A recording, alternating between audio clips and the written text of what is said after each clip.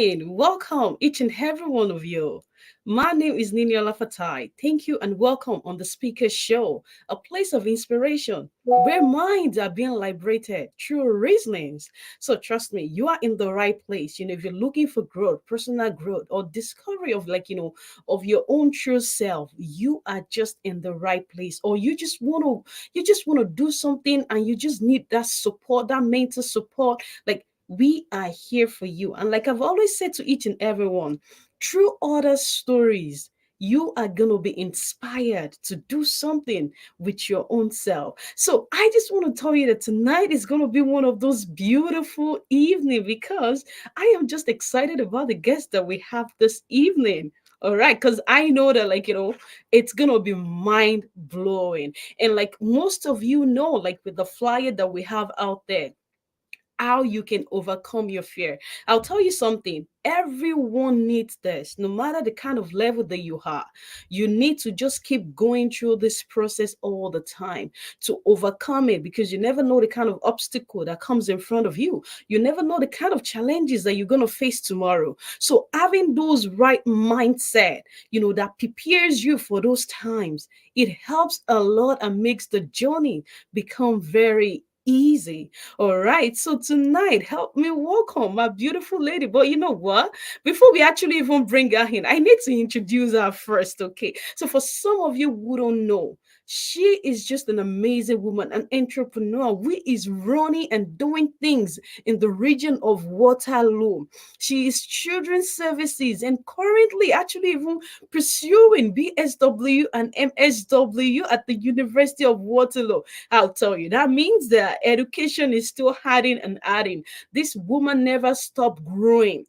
No matter the kind of level that she is in her life, she keeps growing because she knows the importance of personal growth. And I'll tell you, you're going to be learning from the right person this evening. And, as she's going to jungle a story with us this evening, honestly, it's gonna be very, very amazing. So I'll tell you, she has experience, about like 12 years experience in including like in role of project management, community development, office administration, fundraising, event planning, social media management, and public relation. And I'll tell you something. One more thing you need to know about her. She is also the co-founder of Nigeria in the region of Waterloo and services. And she is also the president advocating for community support and offering capital building workshop like food banks, like honestly, mentorship. She is just multiple in one. So please, please, please help me welcome my beautiful, beautiful friend, Fidelia. Thank you, everyone. Thank you, and then welcome to our niece. How are Nini, thank you you? so very much. For a moment, I'm like, who's she describing?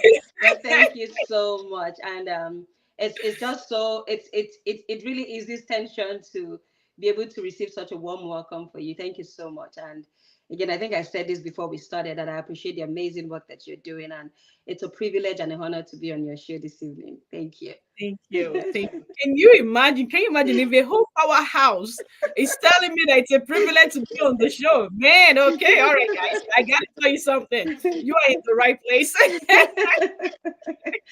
All right. So can you just tell us a little bit? Like I know I did a little bit of intro, but can you tell us a little bit about yourself, who you are, and the mighty and mighty. All right. So just introduce yourself to us, please. Awesome.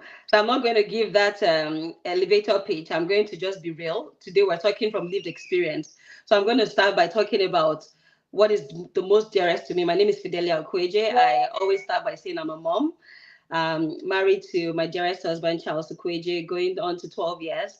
We have two beautiful boys together that feels like we have 10 children. But they are my world, and I'm super blessed to be a mother and a wife to my small tribe here. My 9 to 5, I work as a social planner with the region of Waterloo Children's Services, and my role is very equity focused. I look together with my team, we look at how we can achieve equitable and accessible childcare in the region of Waterloo. And that's my 9 to 5. Outside of my 9 to 5, I work with not work. I volunteer my time. As Lily said, I am one of the founders of Nigerians in the region of Waterloo and the current president. That almost is another full-time job because we support the Nigerian community here with settlement services, capacity building. Our goal is that the Nigerians here we're thriving. Like it's a commitment to leave your home to come start here, and we know that that journey can be daunting and challenging for most. So what we do in Nairo is to really provide that soft landing, and as well as provide capacity development building so that our community thrives. We want to be a force to be reckoned with in the region. We want to be at tables where discussion conversations are being made, and for that to happen, you have to grow your capital network. So we're really invested in growing ourselves so that we are a force to reckon with. Our GDP as Nigerians is huge, is such that our voices will be heard, and we're not overlooked in decision making. Outside of Nairo, I also run an event management company. Events is very dear to my heart, Maraba Events. And as Nini also said, I'm a student. Because of all of this work that I do, I kind of made a career switch into social work. So I'm currently working towards getting my social work, and the goal is to get my master's in social work. So that's kind of me in a nutshell. Oh my goodness. All right, sometimes I'm always like, I wish by the time somebody calls my name, and then I'm like, oh, I am this, I am that, I am that, I am go go go, I am this. Nini, Honestly, I'm sure you're all that and more. honestly, I think it's a beautiful thing, and then like the way you mentioned earlier on, as a Nigerian, and then finding a place, and then like getting a seat, having a seat at the table, I think is one of the phenomenal things that we can run after, that we should be doing. And I want to applaud you and your team as a whole. Like, I see the last time I was in Kitchener for the event, I see the beautiful things you guys are doing with Woody. I'm like, damn, you guys are running things out here. And that just inspires me. I'll be honest with you. Like, that inspires me a lot. And I was like, if this beautiful, gorgeous women are doing this great thing, then like we shouldn't limit ourselves. We should think ahead. We should make the vision big, and the dream should be big enough that like no one can just contain it. Yeah, I agree with you, and I'm not going to take all of that praise. I also want to share that space with the amazing team and the folks that I get to work with. By default that Nigerians were hustlers, so you just need to meet someone else who ignites that fire in you. So I'd really say that all of the work, all of the progress and achievement that Nairo has made is all thanks to just that fighting and resilient spirit in Nigerians, and also that communal nature that we have. A lot of our folks who've come, when you see that passion in them, it's because one, they benefited from the goodwill of others, but really it's connecting to that dream of, we don't want to be at the bottom of the ladder. We want to be at the top. We want to be where decisions are being made. And that fighting spirit, that hustling spirit in Nigerians, I really want to say that those are all of the factors that has led us to where we're at as a community. So really wanted to put that out there. Oh, that's beautiful. That's beautiful. I admire that a lot. Thank you for sharing that with us. All right. So, my question for you this evening, sorry, my question for you this my question for you, sorry about that. All right. So, I just want you to tell us a little bit. Like it's good to be this powerful in the, like trying to get things done and wanting things, but at the same time, there's always this other side of the story as well too that nobody gets to know. Yeah. People just see the blueprint and then see the beautiful thing going on out there. The countless of work that has Mhm. been like that's been put towards it. People don't know, and that's the side that I want you to share with us a little bit this evening. I want you to tell us, like, how you dealt with all the challenges that came, in the journey towards, like, finding a place and having a say right now. Ah, how do I say the story without talking about how my journey was in? Okay, it's going to be a long one. But I came to Canada in 2013 as an international student, and I had just gotten married then. Just gotten married. The goal was not to have kids immediately. What we knew, the plan was to come to Canada. So we wanted to come here and then start. But as they say, when man proposes, God disposes, right? Literally a month Mm-hmm. after marriage, I found out that I was pregnant. And 4 months after that, my visa came out. So it was a case of, do I want to stay in Nigeria and have my child, or do I want to come to Canada? But I was like, it's going to be difficult. On my part, I did disclose to the international office. I said, look, I'm pregnant. I need to know what life is in Canada. At that point, I knew my husband was not going to be able to join me because his visa got denied then, because he wanted to come to the university. Anyway, so I kind of like was very transparent with my journey. I said, look, I just got married. I just found out I'm pregnant. And I don't know, are there structures, are there things in place to support me if I come? And they were like, oh yes, Region of Waterloo is a very family friendly or a community. You're gonna be fine. You're gonna have the support as long as you adhere to your visa laws. So I came JJC, and of course my agent who told me, you know what, we're gonna reapply for your husband, and trust me, in 3 months he will join you. So I'm like, okay, I can do it. And I came and got right into the school program. And the first blow came. My husband got denied the first time. Second time he got denied. At this point, I'd had my baby. We did, anyway, long and short. He applied like 5 times and got denied. In all of this, I had my little boy. But what was very profound to me was because at that point, there were not a lot of Nigerians here. In fact, there was not a lot of Black people in region of Waterloo then. You could go a week and not see another Black person. That was how it was, like as at 2013. So when I came in, the few Nigerian students that I saw, we all gravitated towards each other. And the moment anyone found out that I was pregnant, they were so like, everybody was so on my matter, took me like a personal project, like the camaraderie and love was just amazing. So fast forward to me having my son and knowing that my husband was not going to be able to join me, the Nigerian community stood firmly behind me. Like I had people on roster who will come morning, afternoon, night, and all of these. They're bringing food. They're helping me with them. Auntie, go and sleep. We'll take care of the baby. My son was like everybody's son, like pretty much. Like it was like a family slogan. Like Jason is our son, you know. So that really helped me through the challenging time. Like it was tough. There were lots of tears. There was lots of hardship, being a new mom in my first semester. Even with all of that support, it was tough. Like Nini, I cannot even, like, when I think back to those years, it was very, very tough.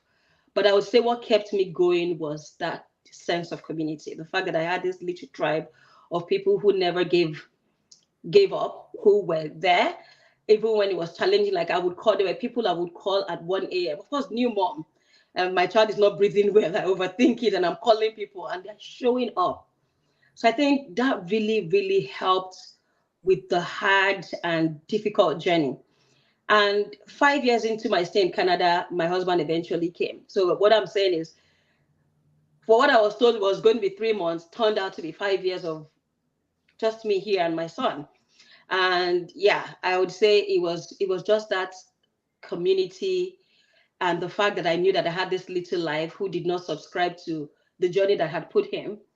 And I just wanted to give him all my best. So even when the lonely nights will come, the hard days will come, the days where we do factory job will come, what kept me going was just I need to be sane and get it right for this little boy, if for nothing, for this little boy. So that's kind of what I would say helped me through. But most of all, too, God. God. The endless nights of like just talking to God, plus the nights of even challenging him and saying, "Are you for real? Like, how do you watch this happen?" But like, I think all of that. I think it's okay to question and challenge God. It's okay, as long as you come back to your senses and know that He still got your back. Because in all of those times when I still challenge God, I'm reminded of all of the people, strangers that showed up for me mightily. So I'd say those are the three things that kept me sane: God, my son, And the tribe that I found myself in really made the journey more bearable. And I would say those were all what informed and formed what we have as Nairo today. Because it's my way of saying I'm going to pay back to the blessing that I got when I came. Wow. Wow. What a beautiful story. And thank you for sharing that lovely story with us. Oh my goodness. And I see the beauty, and then I feel that, like, after hearing your story, truly indeed, every individual should be able to have something Yeah. that propel them to want to achieve something, to want to do something. And having that community for you, who were there for you and motivate you to just do something of your own, is beautiful. Yeah, It's beautiful. it And is. I want to ask you this. So after you got stabilized and everything began to work well, beautifully. Yeah. So how did you maintain? How did you maintain that? Also, like, sometimes when you're having like a group, it comes with a lot of challenges. You Oh, only know your stories, and then it's a different story to deal with other yeah, people who are coming in, right? So yeah, who apparently have different storylines, right? yeah. So, like, how did you manage to, like, to stay grounded in your dream? I'll say my biggest motivation, to be honest, is one, okay, myself, self, and I'd also say my family. And by self, I mean, um, I'm a believer of, as long as you're still alive, Mm-hmm. you just have to keep making that impact. Like you can't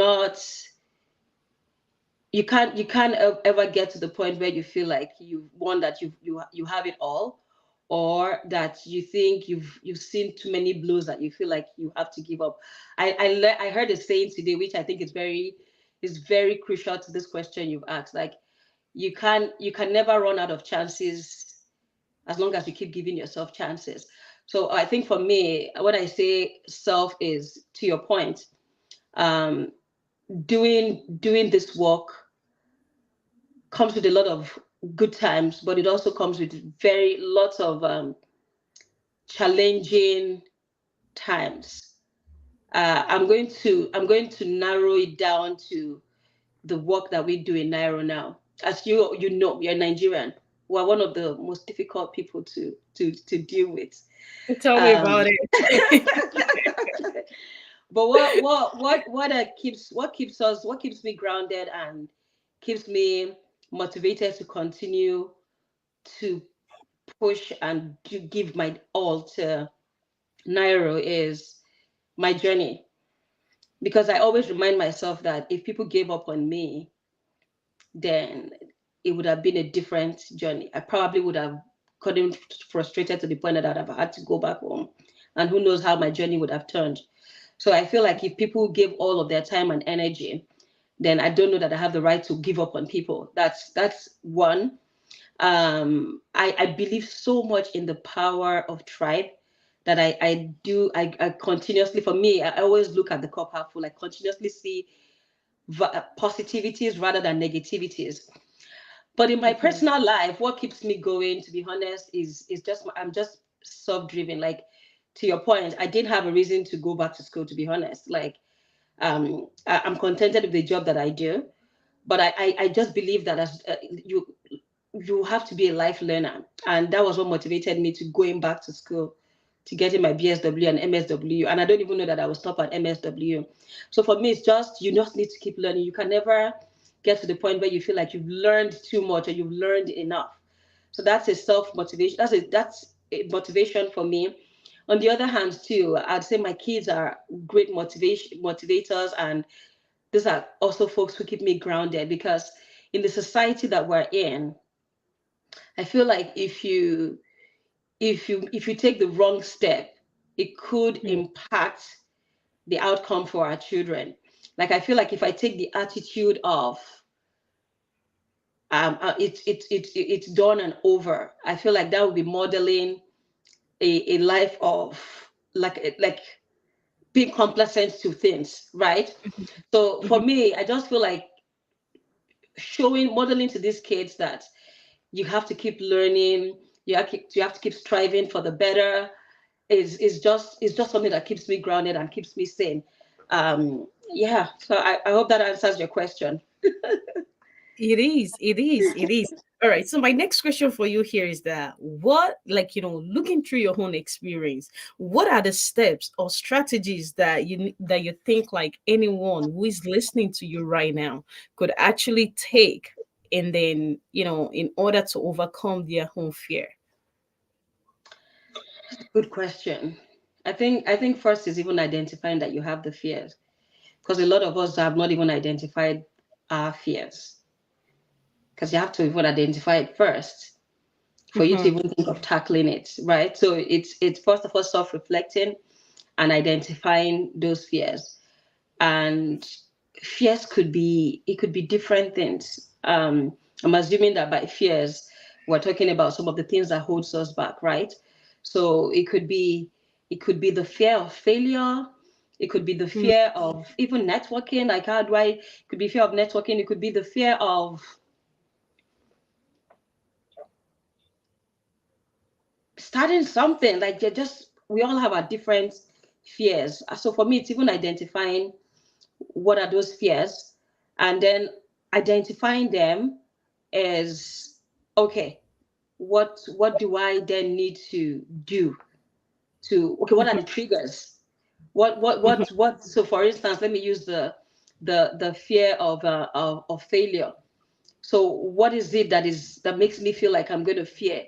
Is it that in the past did I repeat? What was somebody always telling me that I wasn't good enough? Is also identifying those, the triggers or what it is that really promotes those fears, right? And I think I've said this enough. Is I just believe so much in community. Having identified your fears, having identified those triggers, who do I speak to? So is it someone, is it counseling you want to go to? Is it your pastor? Is it a good friend? But just leaning on someone, this was my fear. Leaning on someone who knows. Can you give mommy 5 minutes? Leaning on someone who knows, who can talk you out of it. And I say that from personal experience. It's okay. You have to keep quiet. Is it okay? Oh yeah, absolutely. Why not? Hello, you're Okay, okay, mommy's talking. So for me, I listening to talking to people. I'm an open book, and I have found that once I'm able to express and open my heart to people, it takes a whole lot of load and weight off me. And I've also found that by talking to people, you are open to resources that can support. I'm also an advocate of counseling, by the way. But I know that as a people, we're not a lot of us believe or do counseling or trust in counseling. But really, these are strategies that, for me, have helped to fight my fears. And God, honestly, and God, and God, Mm. I will. And then I think it's also important to, Adriel, calm down. It's also important to embrace the attitude of looking at your cup half full. And I'll tell you a story, my personal story still, about um, how this has really helped. So I was born, I have sickle cell, right? And I grew up hearing that there was a possibility that I would not get to 21 years, Mm. right? So this was something that I heard a lot when I get admitted and I go into crisis, I'm in the hospital. You hear that a lot, at least in our time. Adrian, stop. So I early on in my life, while I had people who were aspiring to be doctors, lawyers, and all, My biggest goal was just even prove the doctors wrong and hit 21. Right? So I didn't grow up wanting to be this or that. I just wanted to hit 21. And then hitting 21, the next thing was, I'm so sorry. Oh, it's okay. Hitting 21, the next thing was, what comes next is I want to leave this world. I want to have kids, which was the next thing that you hear that is not possible for you to do. So after having hit 21, I just felt like the next goal was to prove them wrong that I could actually have kids. So this attitude kind of created this spirit of always looking at my cup half full. So for me, when somebody tells me you can't do this, I'm always like, yeah, and even if you place all of the facts in front of me, I always find a way to look at the positive side and always strive to want to prove that wrong, that theory wrong. So I would say maybe the challenges of life has kind of propelled me to want to fight and challenge my fears. But really, I think that attitude of wanting to turn my lemons into lemonades has really helped me personally to challenge and mitigate my fears. I don't know if that helps. But yeah, those are the strategies that personally I have used in my life. And I have seen that they help. But I also know that different things, different strokes for different folks. That's just what has helped me in my life and in my journey. Mhm. Wow, wow, wow, wow, wow.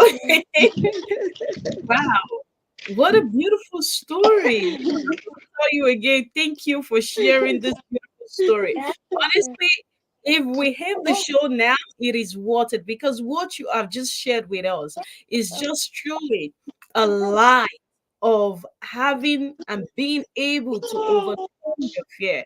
When people tells you that you can't do these and you prove them wrong, with God on your side, and you're like, you think I can do it? Then you still do it. Honestly, that's a great inspiration. I'm telling you. The fact that they thought maybe probably you couldn't reach Yeah. 21. Now, like, look at you with three beautiful kids. Oh my goodness. Like, thank thank you. Thank you for thank you. I appreciate that a lot. Thank you. Welcome. Thank Wow. you. Wow. All right. And So thank you for accommodating our uninvited guests too.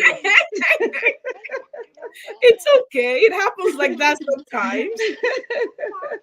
All right. So for our viewers, we're gonna have room that, like, we're gonna be taking questions like in like a minute from now. So please, please, please, if you have any question in mind, please drop your questions. We're gonna be taking them any moment from now. Please. All right. So another thing that I want to ask you is this, being this giant, honestly, I think you should be walking around like, with so much boldness in your heart. And then, yeah, honestly, I'm telling you, honestly, maybe probably there's been some areas that, that you're like, oh, okay, maybe not, maybe not, maybe yes. Maybe. I think, like, after hearing all this, like, I want to see more of this energy. Trust me, I More, have lots of energy. I yeah. feel like I have even undiagnosed ADHD. I do have a lot of energy, to be honest. Amazing, amazing, amazing, amazing, amazing. That's beautiful. That's beautiful. All right. So we're gonna run through another question right here. That someone another question right here that says, like, I know you mentioned, like, support within the society that one could actually take. So I want to ask you, for people who don't know exactly where to go, how do you think they can even take the step, you know after discovering, like, like, this is the kind of fear that they have, the next step that they need to take? What would you say to them? Where do you think is the first step? I know you've mentioned a couple of it before, but if you can just kind of put a little guidance on that, like, I know you know more, you're the community woman. I think when so it depends on on the lens with which we're looking for it, right? So if your fear is tied to something spiritual, which are often existential. So for instance, oh, I just fear, I just what's the word, just a lot of paranoia around being open to people. I think it would be nice to have very specific um, case examples, but just using an example of maybe your fear. Your fear is a fear of failure, or like I'm just scared of, like maybe it's more spiritual. I think that's where you want to lean on someone like a spiritual leader who can walk you through in prayers, but as well as in counseling. But if it's like fears that are tied to things like, oh, your job, your career path, like I want to build an empire, but I'm just scared of taking the first step, is again, that's something that that's a journey you can do on your own if you have the capacity to. But I usually would ask people to work with mentors. So if you're working with a mentor would help you identify what is holding you back. Is it because you don't have the resource, you don't have the know-how of how to start your business? you know is it because of X and X? Do you need to take classes to improve your the skill around what you're scared of? Those are what a mentor, a coach would help identify, and you can take steps into doing that. And then in some cases too, I find that, Adriel, in some cases I also find that sometimes we set goals that are very lofty. And I always tell people that yes, it's great to have great ideas, great goals, but when you think of something big, you still need to find a way to break it down into chunks. And that's Mhm. where even in project management you hear SMART goals. Like, great idea, but break it into chunks such that you are making realistic steps. Break it into tiny goals that are achievable, that you can then say, so for instance, if your goal is that you want to have $1 million by next Mhm. year, and maybe you're earning 60K per annum, Mhm. that's a very lofty goal, right? So maybe you Mhm. want to start by saying, I want to I want to start to save $5,000 a year. That is very doable. So break your goals into tiny chunks of milestones and start to Mhm. work towards those tiny milestones on your own. But then again, like I said, I'm a huge advocate of coaches and mentors, because I know that it helps propel you faster. What you would, if it would take you 1 year to unravel your fears and the challenges why you're living in that fear, it would take a coach or a mentor maybe 3 months or 2 weeks to figure that out. So I'm a big Mhm. advocate of finding a mentor. But in doing that too, you also need to find the right mentor. So taking your Absolutely. time to do that research, to find someone that connects and works with you, finding a coach or a mentor. And again, this doesn't have to be something that you spend money on. It could be somebody within your community. Just Mhm. again bringing it back to you. And by community, it doesn't have to be your local, your grassroots community. It could be a church community, it could be a school community, it could be a work community. Is there someone within your area of your vicinity that you appreciate and you admire and you love how they do their thing? Is there someone that inspires you? Maybe that's someone you want to reach out to be a mentor or a coach. And luckily for us in this part of the world, people are very open to mentorship. So again, I had to put that there so that people don't think, oh, this is something I need to go and research or something I need to pay. No, it could just be someone in your around your vicinity that you're proud of, or that inspires you.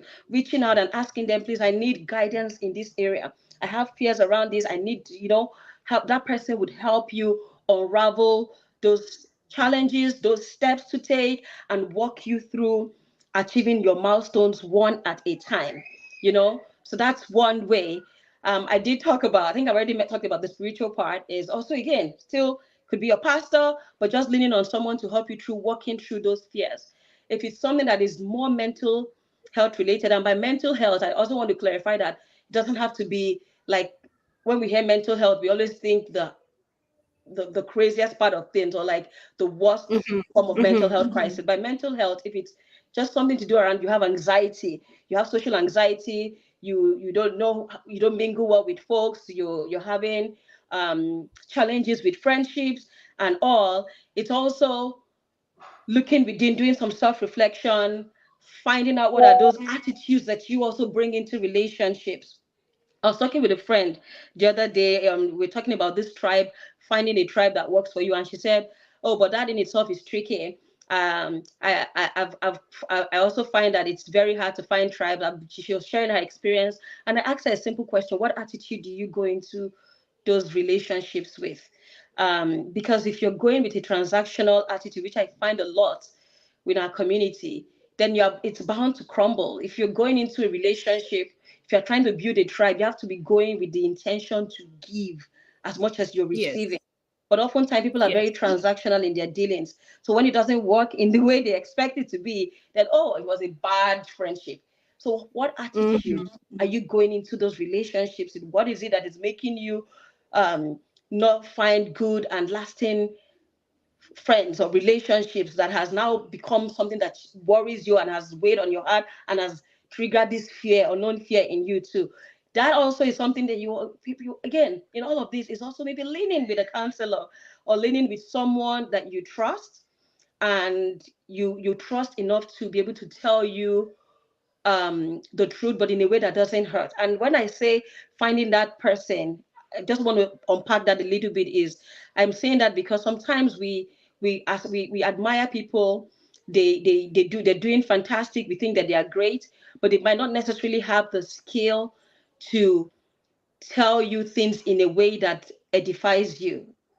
They're Mm. not bad people. They just, Mm-hmm. not everybody knows how to speak to you.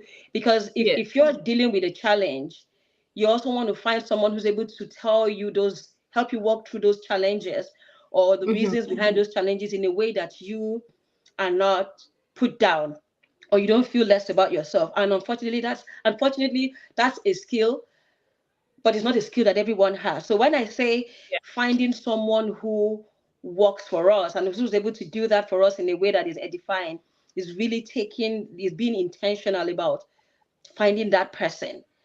And it Mm-hmm. doesn't necessarily, it could be in your circle of friends, it might not be. I've had friends who are not great at telling you things in a way that edifies. That, again, like I said, doesn't make them bad people.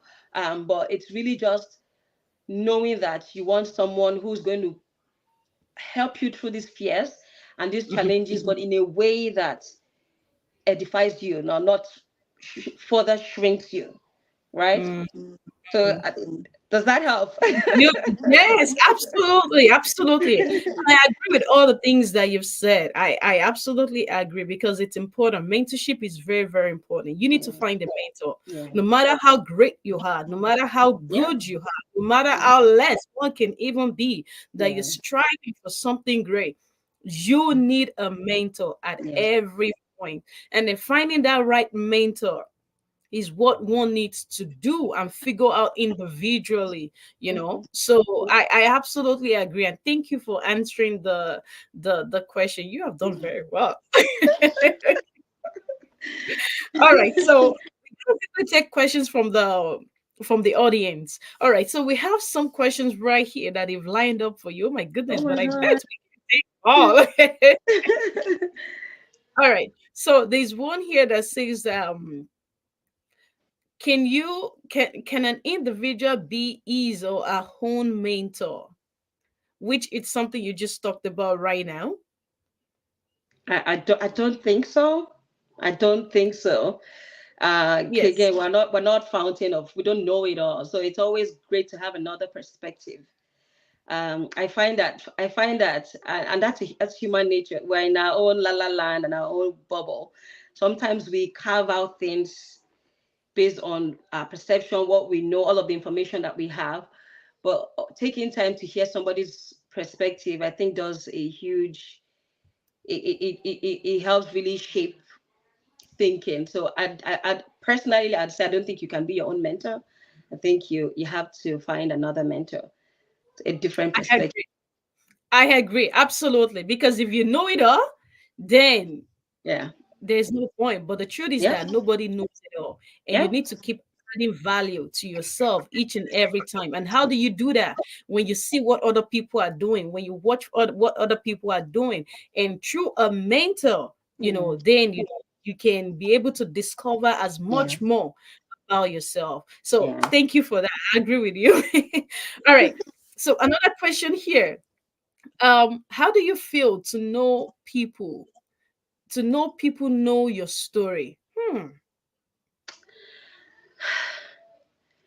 I used to be, I'll be very honest, I used to be very wary of that. Like there was a point where I didn't, I feel like my story is mine and mine alone to share. But as you grow older, you tend to see life differently. That mindset change happened when I realized that, you know what, we all have a very short time, limited time on this earth. And Mhm, telling your story, I found it very impactful in the way that even if it's just one person that hears your story and is inspired and it becomes a blessing in their life, it causes a huge and positive shift, then I think it's just worth telling. So I've just learned to embrace my life, and I know that all of that journey is what has shaped me to be who I am, which is something that I'm super thankful for. So who am I not to share that story? It's not something that bothers me anymore, so why would I not share it, right? So mhm, I genuinely have no problem mhm. telling my story. It is me. It's, yeah. Yeah. And just to quickly add to that, really quick, I love the way you said that. It's just me, because the truth is that at every point in one's life, whatever you go through, that's why challenges and obstacles, ones need to embrace them because Mhm. they make one who you are, Yeah. and you gotta hone it. Yeah. You gotta hone it. You gotta work in it. That yes, this is me. You Yeah, know. and Nini, to be honest, right? When people ask me, how did you survive those years without your husband being back home and you being here with sickle cell, with all of the hardship, not even like now that you could get good jobs, then it was really bad. And I Mhm. said it was because I was very quick to telling my story. I was very quick. I was an open book. I like It that. had its bad sides, and I'm Mhm. saying this because I get people's sentiment about, protect your space, protect your story. People, everybody, was there a negative impact to opening up to people and telling people my challenges, my story? Yes, but I see more value in telling your story. There was a lot. The help that I got was because I opened up to people. One, but also it's just because it also inspires people. Like right now there is a lady that is going through exactly what I'm going through. Like, what are the Mm. odds? She's sickle cell, she's here as a student, her husband was denied. So when she called me, it just really took my mind back to, like, oh my Hmm. god, this was me, Years exactly the ago. same story. And like when she was crying, the same type of cry I was crying, like, I want to go back. But when I shared the same thing, just knowing that somebody Mm. went through that, just Yeah. a huge, like, by the time I left her, she was like laughing and cracking jokes already and all. That's the power of storytelling, right? Yes. That's the power of storytelling. Yes. Somebody can Yes. relate to it. Somebody feels like, okay, yeah, I can do it then. That it's not the end of the world, right? Mm-hmm. Yeah. That's good. That's good. I love that. I love that. Okay, so I know this is going to take us back because someone is asking me that how did you maneuver being a student and a mother? I don't know if you can answer that like in one sentence or. I think it was just the grace of God. Like, first of all, thank my friends. I had friends who were able to, if they had classes at the time I don't have classes, they will come and babysit. But honestly, I think it was just the grace of God. It was just, I just knew that I had no choice. First of all, I have to get my papers right. So Mhm. not going to school was not an option. So I was literally, sometimes I take my son to class. But honestly, it was just that spirit of, I've come too far, I've spent too much money, I can't give up. I just have no Survivor. option. Yeah. Survivor. I like that. Well, we gotta survive. Yes, I like that. I like that. I like that. All right, so we're gonna take this very last question right here that says, when you're talking about mentor, is it possible to get a mentor on marriage? Absolutely. Okay, I'll Oh, let you yeah. answer that. Yes. Oh my goodness, for sure. Like you technically, so I'm an advocate. You see how when they say don't let the only third person in your marriage should be Jesus. I have very serious reservation with that. I am an advocate of finding the right people to be the fourth leg in your marriage, because it does help. So like in my own case, that my husband and I were even like almost 5 years apart, living in different continents and all. You can imagine how hard it was when he eventually came. Like the very first year, we were sure we were done. Like we were not going to survive it.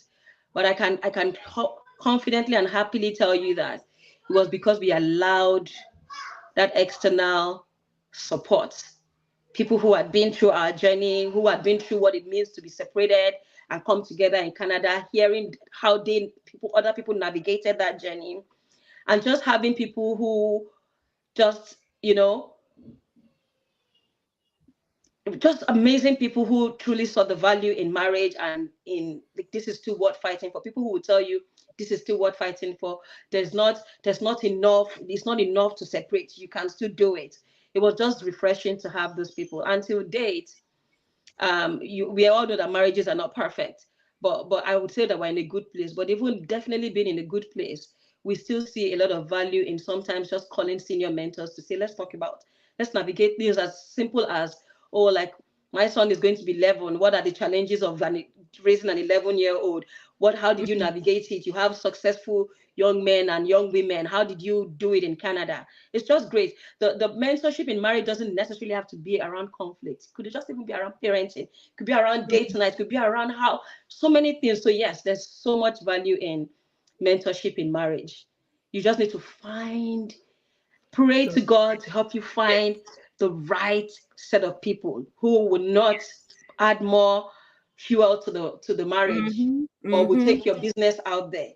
Mhm. So to take again, I'm just recording, taking time to always find the right mentor, the right people to open up with, the right people to do journey and life with. Wow. And I think, like, if I have to say that you have been blessed with the right people around you, I have to tell you that.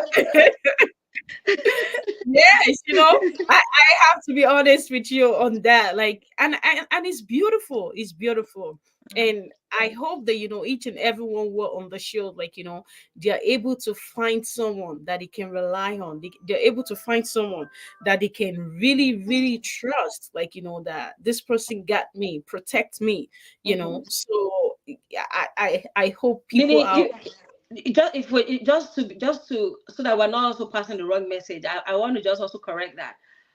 We've also exposed ourselves to wrong people too, right? Mm, But it's just overcoming those challenges. Like we've made the mistakes of opening up and inviting wrong people in, but it's mm, just identifying it and knowing that it didn't work, and just letting them go from our life, and setting that boundary.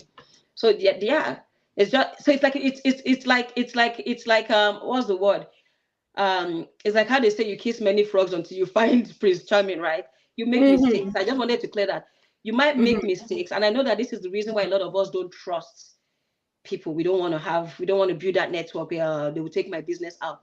If I'm mhm, being honest, that has also been the experience. And maybe I was also a wrong friend to someone else too. But that has also mhm. been our experience. But it's when those conflicts happen, it's bouncing back from me. And again, just reoccurring that I like to look at my cup half full. For me, in those moments, it was like, okay, it was not a relationship or friendship that was meant to work, was not a mentorship that was meant to work. For the time that they were in our lives, we're blessed. We're grateful. We thank God. They did whatever blessing they brought at that point. We're grateful for it, but it didn't work. So we let it go. But that did not stop us from opening ourselves. Stop me, because if it's just my husband alone, to be honest, my husband is very protective of his space. So left to him, he would have. But I always reminded him that if I didn't have people in my life, it would have been hard. So, like for me, I always see value in still having that extra support. So, Wow. Thank you. Wow. Wow. Wow. Wow. Sorry, I was just caught off in my thought. Wow. Wow. Thank you very much. I like the way you clarified that as well, too. Yeah. So doesn't matter how many times you try, you yeah, just keep trying till you yeah. find the right. Wow, Mhm. it's been a very awesome time on the show. And I just want to say a very big thank you to you. Honestly, if time permit me, I will just be like, let's just continue. Let's just continue until whenever we are able to stop. Yeah. But it's just what it is, and then we just have to let the time be the Yeah. time, right? So but I just want to say a very big thank you to you. Honestly, it is an honor for me. Don't tell me it's an honor for you to be on the show, please. It is an honor for me to have you in there. Those beautiful, inspiring stories that you have shared with us this evening means a lot. Honestly speaking, it means a lot. And I just want to say thank you for the boldness. Thank you for the courage. Thank you for the spirit, the energy. I just want to say a very big thank you to you. Thank Thank you. you. Thank Thank you. you. Thank you. Thank you. Thank you for having me on the show. Thank you to your guests. And thank you for accommodating our drama. But yeah, it's been a blessing and a joy to be able to be on your show and to talk to you and share a Thank little you. bit of myself. I do hope somebody out there, even if it's just one person, hears it and is inspired and is just blessed. Yes. Yes. Yeah. Yes. Yes. Wow. Thank you. Thank you. All right, everyone. All right, everyone. So I just want to say a very big thank you. You guys have been really awesome. You guys are amazing. You guys are the reason why, the energy just keep going and going and going and going and going. I just want to say thank you. Thank you. Thank you. Thank you for being on the show. Those of you who you started with us and you're still here to the end of the show, and the ones who cut off to in between. I just want to say a very big thank you. You guys are amazing, amazing. Don't forget, I always say this.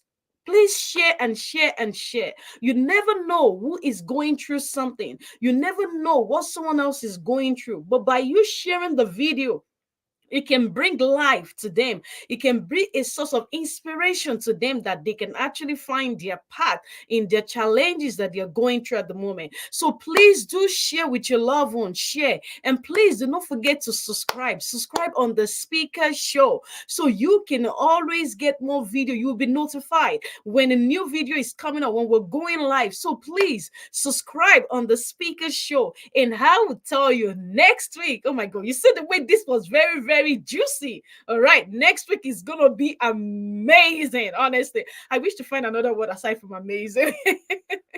All right, so I just want you to go this evening with this beautiful word. Just keep believing in yourself. Believe that you're capable. Believe that you can. Believe in the impossibility of things that, yes, that they're going to be possible for you. Believe in yourself, because anyone who believes in this in themselves, he or she have the chances of getting through, of making it through in life. So please don't give up. Keep trying and striving. Until next week, I'll see you for an amazing time. I remain your one and only host, Nini Olafatai. Thank you on the Speaker Show. Have a beautiful evening.